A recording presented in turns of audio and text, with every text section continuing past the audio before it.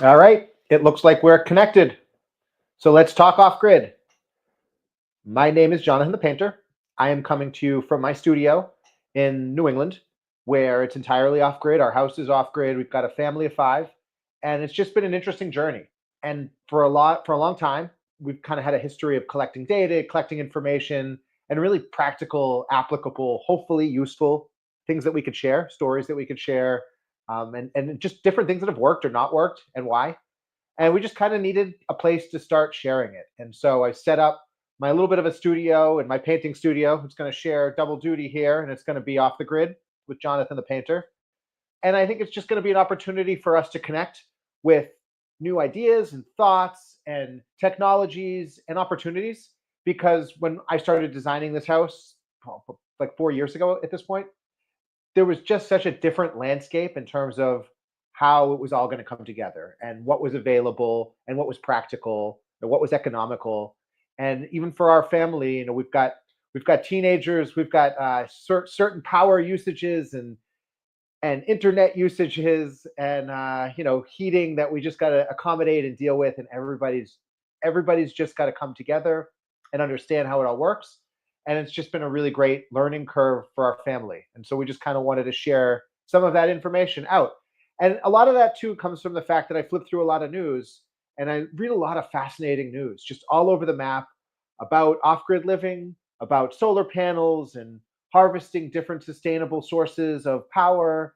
And I just think it's interesting to share just not only maybe um, my very just generic sentiments on it. I have no expertise in anything like that, but just my general passion and excitement for it. But then how it applies to, if we're making X amount of power, what does that mean? What does our household use? We use about probably 20 kilowatts of power a day on average. But when you take that number out seasonally, it's just different. It's different in the winter than it is in the summer. Our power production is different, and we can get into all that. And that's kind of one of the articles that I was reading. I was getting into this. I'm trying some new software out too. So I hope this all works. I hope this comes together. I'm just going to keep pushing this stone up the hill until I kind of feel like I got a handle on it. So thanks for anybody bearing with me on this, or coming back to watch this and see how this all started. I really appreciate that. And so our I came across this article. So this is from the Cool Down. I like this. I like this publication. And Leo Collis here about a week ago. An off-grid homeowner dispels common myths about their way of life after Hurricane Milton. And essentially, I mean, what was pretty cool about this is this homeowner, solar panel owner, YouTube channel, Rowow, ROWOW at Rowow. I should write to him.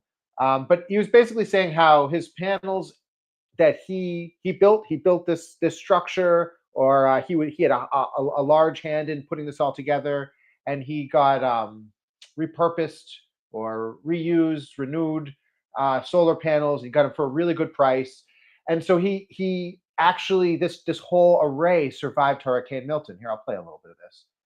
I think it's worth playing the video for a sec. So Hurricane Milton just passed by. In this region, we had about 80 and 90 mile per hour winds.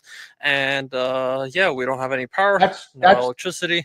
Everyone around here is running generators. But I got my solar. 80, 90 mile per hour wind. That's some strong wind right there. We'll see those gusts up by us. I'm on the coast. We'll see those gusts. But, when that's one of the things that concern me about our panels. This is what our panels look like. Here's in a little bit of a wind gust.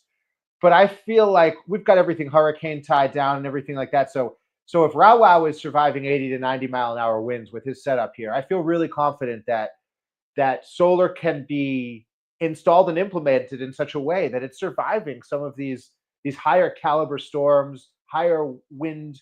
We're clocking higher wind speeds and things like that. We just need to make sure that we're maintaining the right sustainable installation integrity along with capturing some of these sources. And so I think Rowow is really onto something here, and I love this setup. Solar panels. This video is a bit of a clarification on misconceptions that a lot of people have about solar power. First solar issue a lot of people have is the cost. I paid $1,000 for these solar panels right here. They're used. but they work great. I bought them over 5 years ago. They've been generating power nonstop, absolutely fantastic. And that was 5 years ago. The price has been going lower and lower. That's for sure. That's amazing. First of all, that price is amazing. 5 years ago, we bought our solar panels almost 4 years ago. They were new, and our price was very different.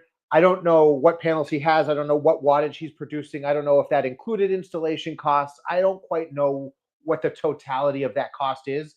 But 1,000 panels for $1,000 for however many panels he's got quite a few out there.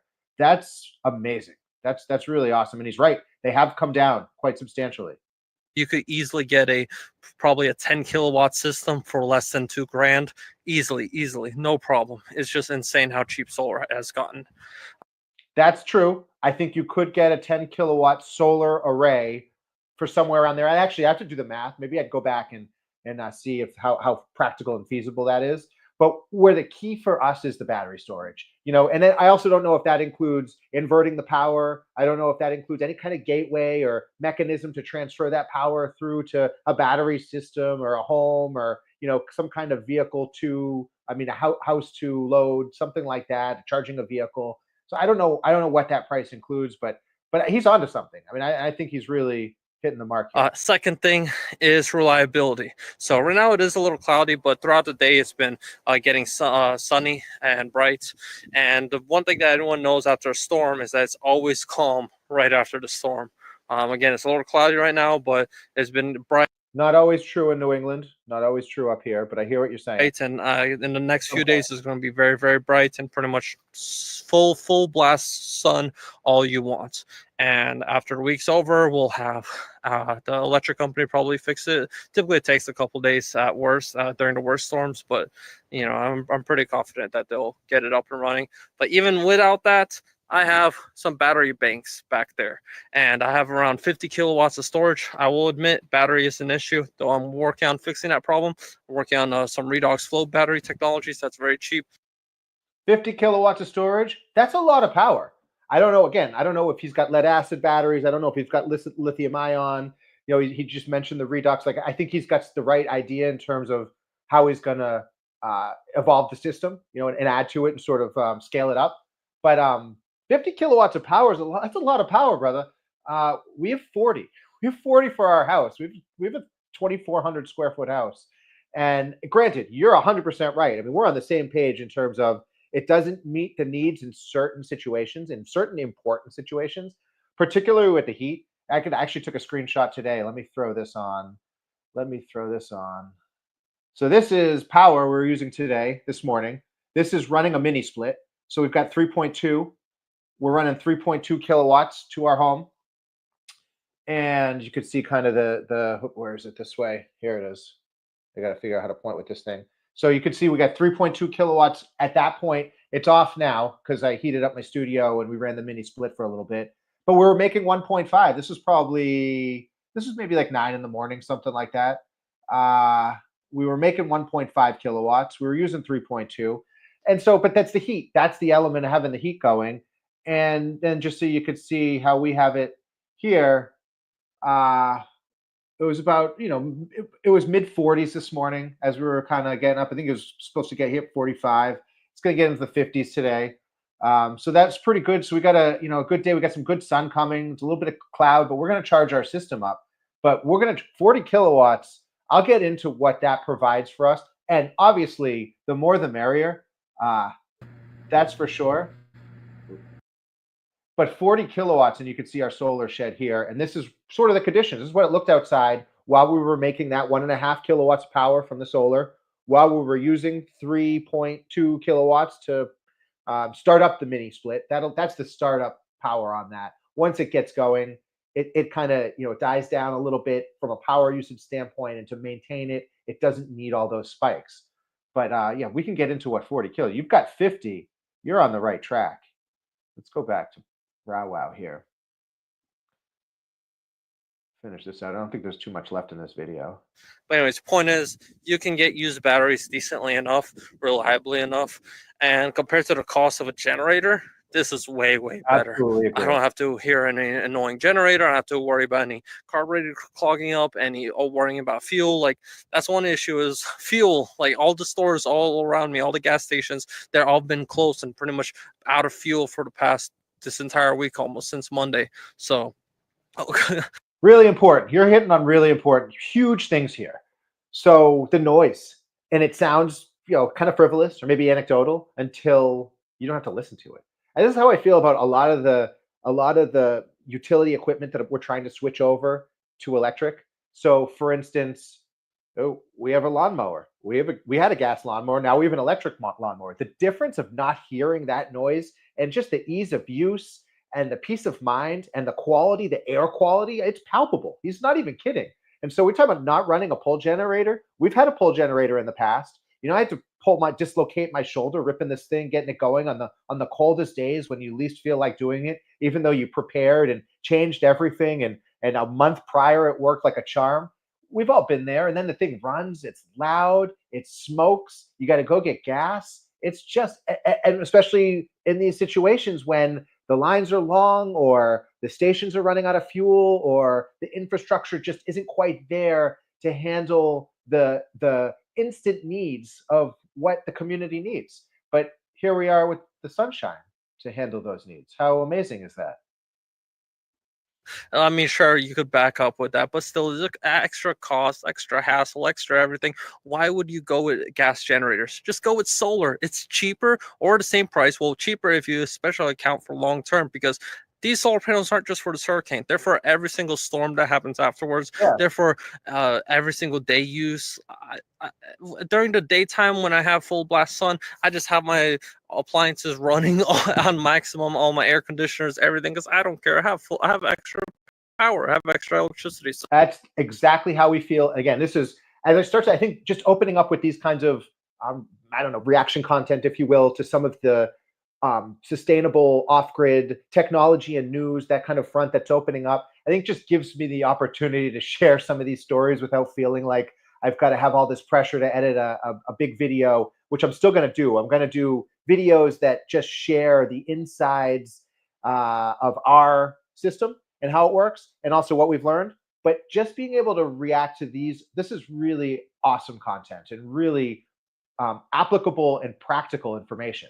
And so when he's just talking about that transition over and he's talking about all of these benefits in a storm, and then he's realizing, or not just realizing, he's sharing the fact that that becomes your everyday way of living. And that's how we live. So, granted, we're very acute to the weather and what's happening and where we're headed with it. And we're particularly sensitive in the wintertime. To be honest, there's weeks in the summertime when I don't even look at the Tesla system because I know our battery's full. I know we've got 16 hours of daylight to make up for some sunshine. But in the wintertime, where we're coming into it now, it's November, shorter days. We're getting into maybe 8 hours, 6 hours of really sunshine. That if we're lucky and it's not overcast, there's not a storm coming in, there's not something that's in the mix here, that we've got to capitalize while we can. And so that's the trick to how you size your array. I'm going to get into that, how you size your panels, because you don't want to undersize it. You don't want to oversize it because you could spend a lot of money, but you also kind of want to hit that sweet spot where you're, depending on where you're integrating your sustainable system, like what seasons, what the seasons effect are, what your lifestyle is, what your family, how your family lives. So there's just so many factors into that. And so I think it's just great to start to have that conversation because it's just going to be a little bit of a different fit for everybody. But the way this technology has evolved is that there's opportunity to find where that fit is. So I think that's part of the really exciting thing is that people like Rao Wow, who in a terrible situation, in a hurricane, in a circumstance when historically they might not have had access to power for X amount of days, for an unknown amount of days, and just the not knowing is overwhelming. And here he is taking his power, democratizing his power, and taking it into his own hands. So that's one thing I highly suggest is re-look into reevaluate your power decisions and maybe look into solar panels because you can do very, very well off them, especially during a hurricane. Could not agree more. Absolutely could not agree more. That's a great video. That's a great short video. And those panels, the $1,000 that he invested in used panels, survived Hurricane Milton. It's 90-mile-an-hour winds. So I did have some trepidation. We built a separate solar shed just so we could optimize the location and the orientation, the south-southwest. And honestly, what it comes down to is we wanted to make sure we capture it in the wintertime, especially like coming into the season around now, when the arc of the sun is a bit lower in our sky.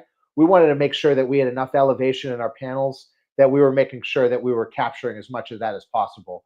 But you also want the snow to slide off. You also want to, have enough when you've got the summertime arc that's coming up a little bit broader in the sky. You want to be able to kind of capture all that too. So, you try to find that best fit line that works for you. And I'll share how we came to that determination for us and whether it worked or not. But just to know in a storm, in all kinds of circumstances that are really challenging and where the grid and the traditional sense of stability in how we would be provided power is not working, that we still have now all these opportunities to create our own individual grids, microgrids, community-based power structures that really give us, I think, an advantage in both our quality of life and the way that our community can come together and heal after challenging situations. So that's where I'm going to leave this. I want to thank Wow on that video. Thank the Cool Down. That was a great article. You could see more about our system on theoffgridfarm.com. And I'm going to post more here. This is great. I'm going to try to keep going live and do 15 to 20-minute videos and just kind of showcase again whether it's letting you see the power input and output that we're using in our house and what our solar panels are collecting. So we have 36 solar panels. They're about 220 watt panels. And so I think we could get about, I didn't do the math on it, but we can get close to 12 kilowatts an hour when we're in the summer, when we're really maxing out. And so 12 kilowatts, we couldn't run all of our air conditioning. I don't think anything we would run would use up to that amount. But where it starts to get a little bit tricky is we just got an electric vehicle. We bought a used electric vehicle. So where a lot of people can charge that car overnight and off-peak hours and things like that, we've got to be a little more careful about how we delineate that power, because if it's cold and we want to make sure, if it's cold and it's going to be cloudy for a few days, and we want to make sure that we're maintaining adequate battery storage within our Tesla Powerwall system, then we don't want to be pulling all that power out and putting it into our car. But on the flip side, if we're running a little bit short on power, and it's going to be a little cloudy or a little stormy the next few days, we now have the ability to take the power from our car, from our Hyundai Ioniq 5, and port it through a manual transfer switch in our solar shed. So in this solar shed here, so we can park our car right next to that shed, and we can hook it up, switch over the manual transfer switch, and we can power our entire house with our car.